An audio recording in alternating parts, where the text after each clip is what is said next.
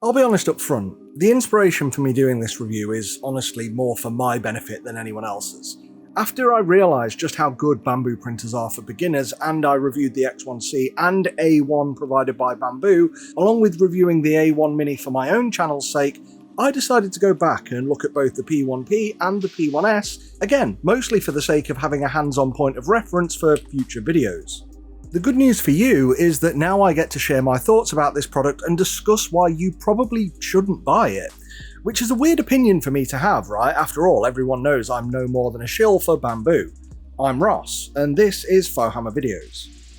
Now, as I like to frequently say, my reviews are for those of you who, like me, don't fancy spending your time tinkering with a printer and instead just want a reliable product that works out of the box as much as possible. You see, my hobby here is about printing stuff, at least more than it's about messing about and tweaking printers. I'm looking for a printer which reduces the barrier between setup and the thing I want printed. And in my experience, FDM printing general quality and speed has been fine on all products for well over a year now on most of the units that I've tested, so it's the features and approach that matter a lot more to me. And as I sat and wrote this review, having just come off the back of the Bambu A1 review, a printer which is all but perfect for absolute beginners, coming now to the P1P retroactively, it does make me scratch my head a bit, wondering who exactly I should recommend this to. There's a lot of benefits to this model, sure, but we'll get there. First, let me walk you through it, because like all other Bambu printers, these are a mile ahead of the competition in terms of their user approach. Unboxing and setup is one of the easiest processes you can follow. Like all the other Bambu products I've owned, they have a QR code on the box that links you to a video and a written guide on how to set up the printer. And I suggest you follow it even if you're an experienced printer user. There's nothing awkward or difficult in the process, but the guide is a handy checklist to make sure you haven't missed a step. But other than cutting some cable ties, the only building you need to do is attaching the filament reel holder on the back of the unit and plugging in the screen. You do need to unscrew the securing bolts for the build plate too, but that's pretty obvious thanks to the big red arrow stickers pointing at them. It comes with a great bunch of extras, most of which are actually useful replacements for consumables within the machine. I even got a whole kilo of Bambu green PLA filament with this purchase, and that's pretty damn awesome, especially for a beginner. And to me, the best thing about Bambu's own filament with their printers is that the Bambu Studio Slicer already has some decent profile settings to get this to work. And this is for all of their individual colours and filament types too. And if you want to buy more of it, well, I know this bit sounds like an ad, but you may as well be aware of the benefits this company offers. I can't really do a review of the printer and the services without sounding like an ad when it's a good thing. But anyway, you'll get a discount when buying direct from Bambu for 6 months after you buy the printer. The prices are then directly comparable to any decent quality filament from anywhere else, and you don't need to replace the whole reel. Just get a refill pack instead for less money, and this also saves you having to dump a big useless reel made out of plastic into the waste. So, with any of the Bambu filaments, like the reel you get with it, just attach this stuff to the back, tell the slicer what you're using, and print an object. In fact, you don't even need the slicer app on your PC to get started. You can do most of this direct from the display unit thanks to the myriad of included files on the printer's microSD card. But I've got more to say on that later on. Going back to your out-of-box experience, once you've followed the video or written guide, just turn the printer on and the screen will walk you through the rest of the setup. During this process, you get a QR code pop-up which allows you to connect the printer to your account in the Bambu Handy mobile app. And from here, whenever you sign into that account using the desktop slicer, the printer's available to send prints to. And to the few people who are about to comment, "I'm never going to buy a printer if it forces me to create an account," you aren't required to do this. You can skip this step and still use the printer entirely offline and transfer prints to it via the included SD card, just like any other FDM printer. You just won't have the benefits you get from features that would quite obviously need an online account. And the final stage of setup is the printer's self-calibration, where it tests itself for vibration compensation and bed leveling. So I recommend before you do any of this boot up sequence, put the printer where it intends to live, because if you change the surface to something more or less sturdy, or even slightly at a different angle, you'll probably want to run the vibration compensation calibration again.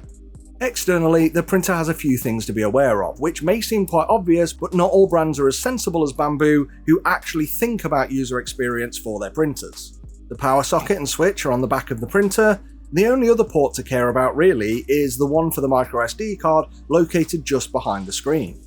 And like almost every Bambu printer, this has some cool functions built in, like Wi-Fi, which is used for remote printing, monitoring, and firmware updates. And you now get the 720p camera module included with the printer by default.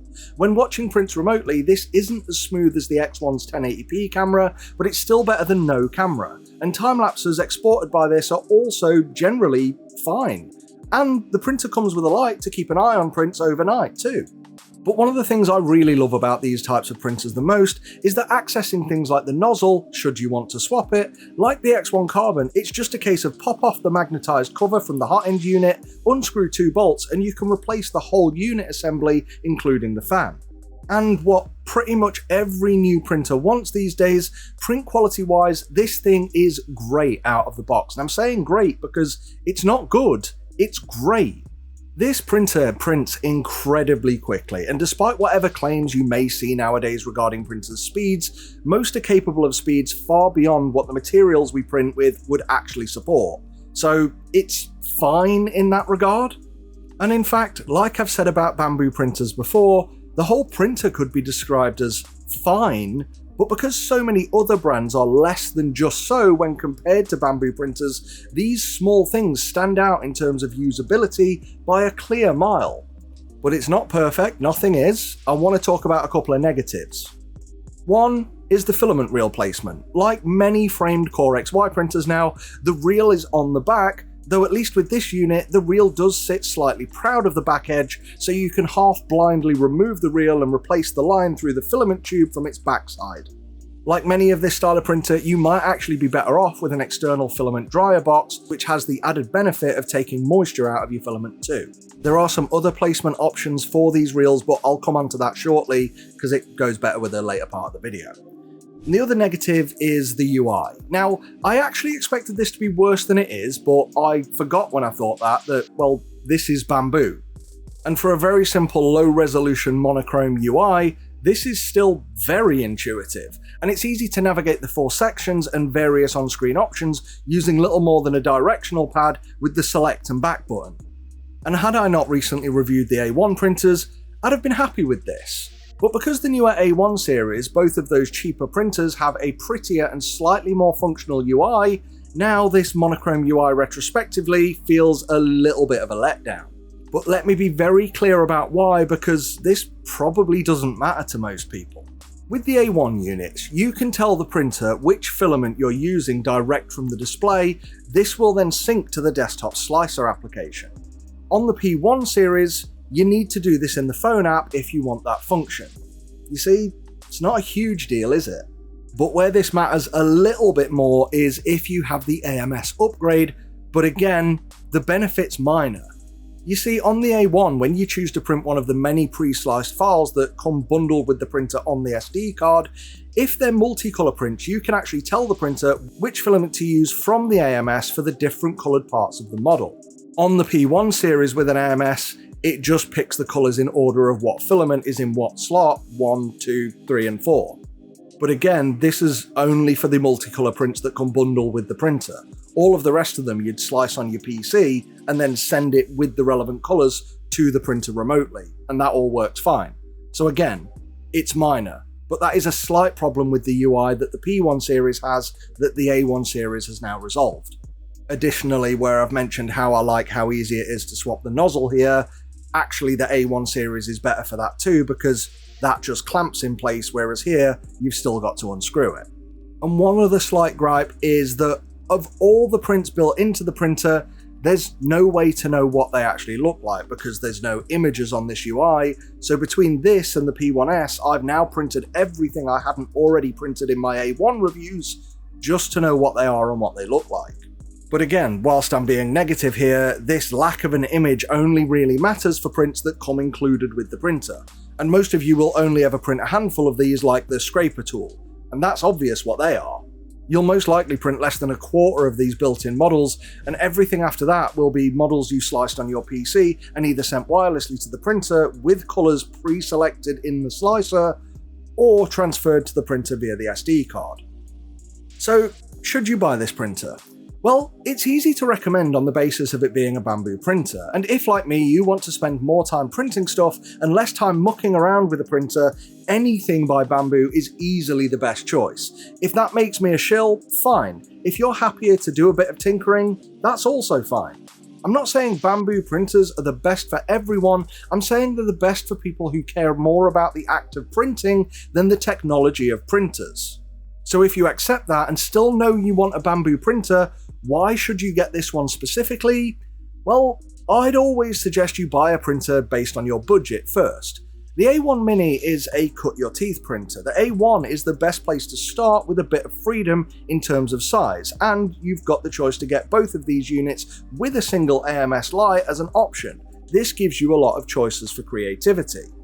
Where the P1P and arguably the P1S benefit is with the build plate not moving back and forth, the printed models are a bit more stable mid-print, which helps the success rate on taller prints.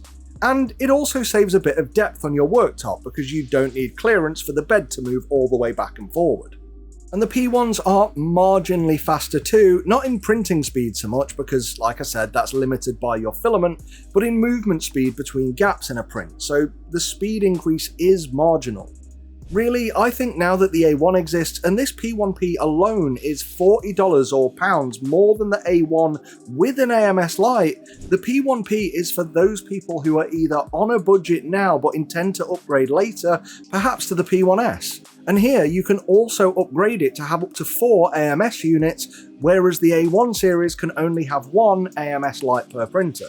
Or maybe this is for those people who want a stable framework and perhaps intend to upgrade it themselves in a more unique and personal way.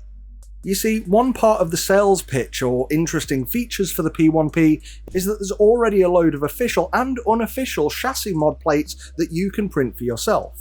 And as much as I wanted to print the companion cube case from Portal, this has been done to death by other channels, so I decided to just print out the official Bambu pegboard module for me. But I did print some companion cube D20s because I didn't want to feel totally left out in the video game representation space. Now unfortunately, this pegboard module is a bit of a pain to fit because, as a few people have pointed out, the holes don't always line up. But through force and persistence, I managed to get it on in the end. And you do these using the extra screws that you get in the box with the printer. They actually come with extra screws for you to add mod plates on with. And because this is one of the earliest official mod plates, there's a load of creators out there who've made their own add-ons for it, including filament holders that mount on the side, solving our earlier placement issues.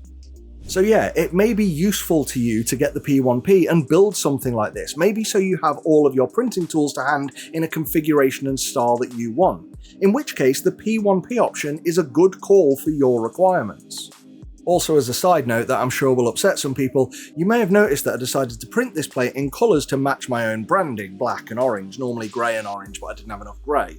But I've only just realised now when watching back, I've actually taken a Bambu printer and made it look like it was built by Prusa, so whoops. But I am glad I printed something for it in the very least, because the style of this printer without any kind of frame on it doesn't really meet Bambu's typical design standards.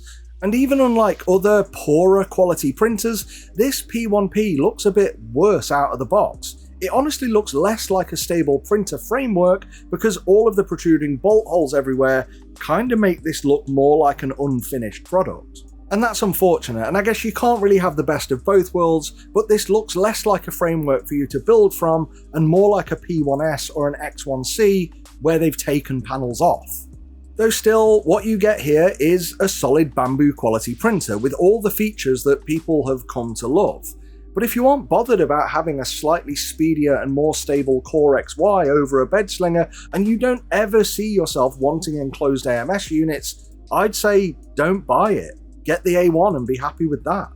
Or, if you're liking this but can afford the extra $100 or £90 for the fully enclosed P1S, also don't buy this. Get the P1S. If you aren't sure what the benefits of the P1S are, well, you definitely need to check out my next video because it will cover that one in detail. So as I said in the intro, it's an odd one to recommend now that it's sandwiched between the A1 and the P1S. I'm sure if you're after this, you already know you are and have a very specific reason to want it for your particular use scenario.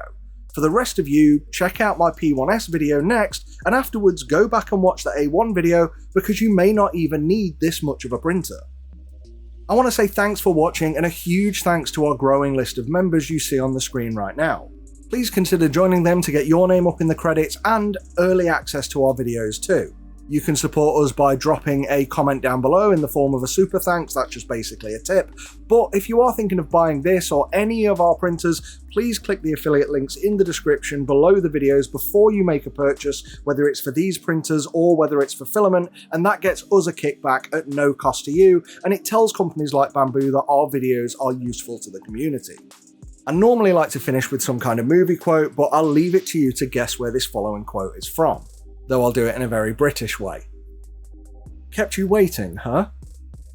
Until next time, Fohammer out.